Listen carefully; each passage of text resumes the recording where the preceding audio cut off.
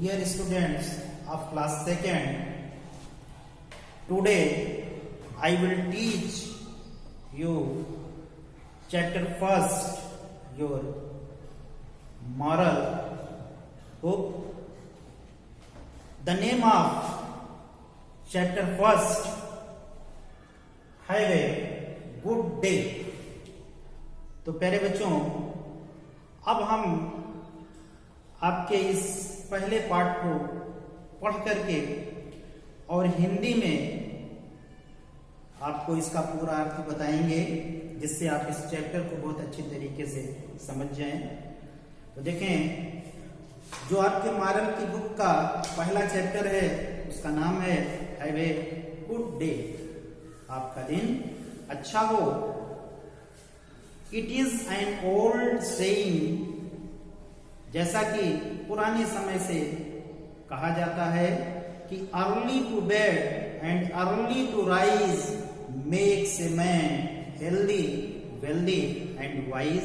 यानी सुबह जल्दी सो करके उठना और रात को जल्दी सोना मनुष्य को हेल्दी मतलब स्वस्थ, वेल्दी मतलब समृद्ध या धनवान, एंड वाइज मीन्स बुद्धिमान बनाता है। यानी जैसा प्राचीन समय से कहा जाता है कि सुबह जल्दी सो करके उठने से और रात को जल्दी सो जाने से मनुष्य स्वस्थ, समृद्ध और बुद्धिमान होता है। Therefore my parents asked me to get up early in the morning. इसलिए मेरे माता पिता मुझसे हमेशा ये बात कहते हैं कि सुबह जल्दी सो करके उठो। This makes my whole day go well, जिससे मेरा पूरा दिन अच्छे से व्यतीत होता है। To make my day a good one, I get up early in the morning and finish all my daily chores in time. Today, to make my day a good one, हमारा दिन अच्छा कब हो सकता है?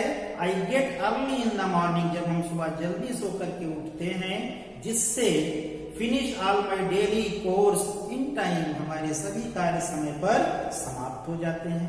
Finishing all my work well in time gives me enough time to do other jobs properly. जब हमारे काम समय पर समाप्त हो जाते हैं तो दूसरे कार्यों को करने के लिए भी हमें पर्याप्त समय मिलता है, जिससे हम दूसरे कार्यों को भी प्रॉपरली मतलब अच्छी तरीके से कर सकते हैं।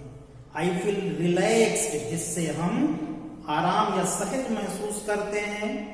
Now I do my other jobs properly and there are no mistakes in doing them. अब इससे क्या होता है कि I do my other jobs properly, सुबह जल्दी सो करके उठने से हमारे जो दूसरे काम हैं वो भी अच्छे से हो जाते हैं, तरीके से हो जाते हैं, और इन कामों को करने में हमसे कोई गलती नहीं होती। My parents say that I am a good boy. मेरे माता पिता जो मेरे अभिभावक हैं वो ये कहते हैं कि मैं एक अच्छा लड़का हूँ। I understand well me importance of rising early, क्योंकि मैं सुबह जल्दी सोकर उठने के महत्व को अच्छी तरीके से जानता हूँ। I cut my nails to size because long nail carry foreign bodies which can make us ill. मेरे जो नाखून हैं वो उचित तरीके से कटे हुए हैं, क्योंकि जो लंबे नाखून होते हैं वो बाहरी चीजों को हमारे शरीर में प्रवेश करा करके हमें बीमार कर सकते हैं। I also polish my shoes, मैं अपने जूतों पर पॉलिश करता हूँ। And then put on a clean school uniform, और मैं हमेशा स्वच्छ स्कूल के कपड़े पहनता हूँ। जो मेरी यूनिफॉर्म है वो साफ रहती है, जिसे मैं पहनता हूँ।